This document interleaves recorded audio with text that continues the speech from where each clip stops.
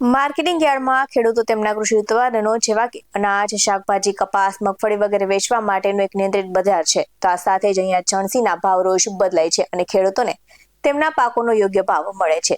તો ગુજરાતમાં રાજકોટ, ઊંઝા, ડીસા જેવા મોટા માર્કેટિંગ યાર્ડ આવેલા છે અને આ સાથે જ આજે જાણીએ કે રાજકોટ માર્કેટિંગ યાર્ડમાં આવતા ખેડૂતોને શું ભાવ મળી રહ્યા છે અને રાજકોટ માર્કેટિંગ યાર્ડમાં કેટલી જણસીની આવક નોંધાઈ રહી છે. નમસ્કાર દર્શક મિત્રો, બેસ્ટ 9 ટીવી ન્યૂઝમાં આપની સાથે હું છું નેહા પટેલ. રાજકોટ માર્કેટિંગ યાર્ડમાં આજે કપાસ, ઘઉં, ચણા, કાળા તલ, ડુંગળી અને મગફળીના પાકની સૌથી વધુ આવક જોવા મળી હતી. તો બીજી બાજુ શાકભાજી વિભાગમાં ટામેટા અને બટાકાના પાકથી સૌથી વધુ આવક નોંધાઈ છે. તો રાજકોટ માર્કેટિંગ યાર્ડમાં ખેડૂતોને યોગ્ય પ્રમાણમાં ભાવ મળતા હોવાથી આસપાસના ખેડૂતો પોતાની જણસીઓ લઈને પહોંચી ગયા હતા. તો યાર્ડમાં કપાસની 3600 ક્વિન્ટલ આવક નોંધાઈ હતી અને કપાસનો ભાવ 1300 થી 1564 રહ્યો હતો. તો આ સાથે જ ટુકડા ઘઉંની 830 ક્વિન્ટલ આવક નોંધાઈ હતી અને ટુકડા ઘઉંનો ભાવ 504 થી 609 રૂપિયા બોલાયો હતો. તો આ સાથે જ યાર્ડમાં સફેદ ચણાની 560 ક્વિન્ટલ આવક નોંધાઈ હતી અને સફેદ ચણાનો ભાવ 1430 થી 1890 રૂપિયા બોલાયો હતો. તો મગ, મઠ, અડદ, રાજમા, તુવેર સહિતના વિવિધ જાતના અવનવા કઠોળોની પણ આવક જોવા મળી હતી. અને આ સાથે જ કઠોળની આવકની વાત કરીએ તો મગની આવક જોવા મળી હતી અને મગના 1100 થી 1950 રૂપિયા ભાવ બોલાયા હતા.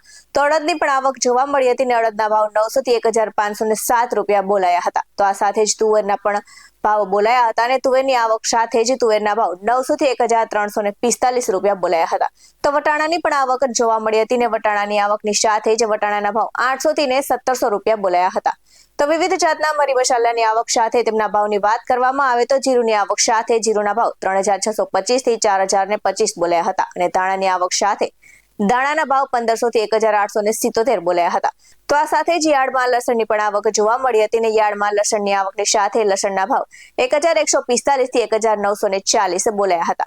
તો યાર્ડમાં કોબીજ, રીંગણ, મરચા, મોડા સહિતના કંદમૂળ તેમજ વેલા પર થતા શાકભાજી અને પાંદડાવાળા લીલા શાકભાજીની આવક જોવા મળી હતી.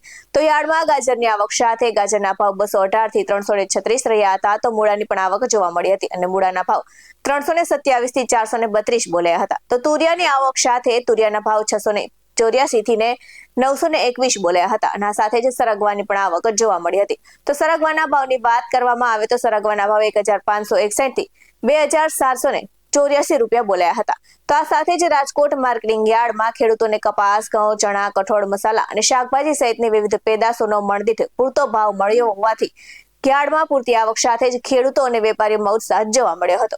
આ સાથે શ્રી સરદાર વલ્લભભાઈ પટેલ મુખ્ય માર્કેટિંગ યાર્ડની આજના ભાવની વાત કરીએ તો કપાસ બીટીનો ભાવ 1300 થી 1564 રહ્યો હતો. તો ટુકડા ઘઉંનો ભાવ 504 થી 609 રહ્યો હતો. તો અડદનો ભાવ 900 થી 1507 રહ્યો હતો અને ચોળીનો ભાવ 905 થી 1390 બોલાયો હતો.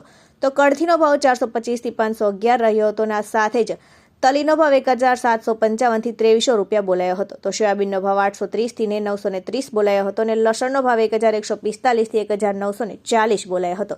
તો ધાણીનો ભાવ 1615 થી 2020 બોલાયો હતો. તો મેથીનો ભાવ 876 થી 1296 બોલાયો હતો.